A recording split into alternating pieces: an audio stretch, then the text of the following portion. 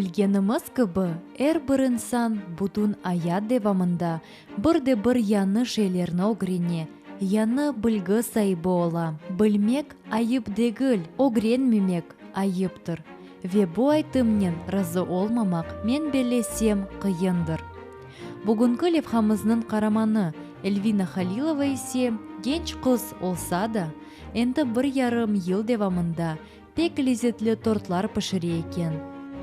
Изначально я начала петь для дома, для родителей, обычно какие-то тортики, медовики. Начала с айпетри, потом уже очень долго пыталась испечь бисквит, получился, оседала очень много и плакала, и не получалось. Вот. В итоге потом все-таки начала принимать на заказ. Сначала пекла для знакомых на заказ, принимала у родственников, шла на дни рождения к друзьям с тортиками своими. Потом уже начала принимать именно на заказ. Эльвинаның айтқанына көре, бірінші керелері торт пішіргенде пүтелер керегі қадар қабармайды, кремненде бір меселелер чықайды. Фақат бүгінгі күнімізге қараманымыз сымарыш үшінда тортлар, пирожны, эклерлер ве башқа татлы шейчіклерні пішіріп яраштыра. У меня был первый свадебный торт белый, он был на 14 килограмм, мне казалось, что это вообще очень много. Сейчас я понимаю, что я бы сделала уже немножко по-другому, но на тот момент мне очень все нравилось, казалось, что это прям все идеально, и я этот торт и люблю очень. Хоть и сейчас уже что-нибудь я исправила бы. Амма аннағанымыз кібі, Эльвина тек тортларнен оғрашма екен. Шымдылық о фармация бөлігінде оқый. 1-2 елдан есе фармацевт зинатының сайыбы олacak.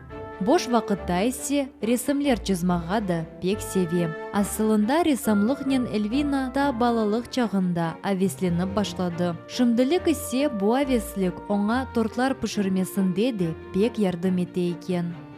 Изначально у меня было только 3 цвета, 3 красителя. И из этих 3 красителей я делала вообще любой для торта, какой мне нужно, очень помогала. И сейчас бывает такое, что я нарисую что-то на торте. Бывает, что я там какие-то цвета сама могу смешать, сделать любой. Очень помогает. И на пряниках рисовала. Да, қараманымыз оз ен мерақлы сымарышы ақында тариф етті.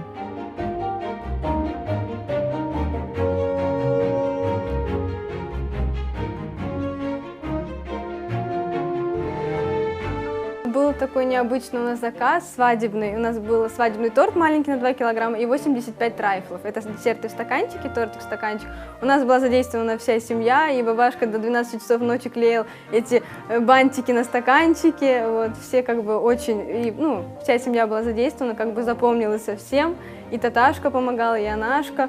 Это было очень много коробочек, сколько мы везли все это в ресторан, сколько я раскладывала, каждый стаканчик украшала, запомнился всей семье этот заказ.